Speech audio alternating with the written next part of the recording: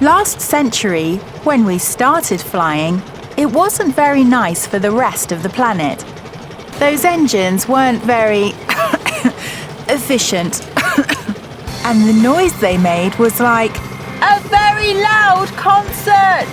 But, well, at the time, flying was so special, it was just as fun as a concert. We want more! We want more!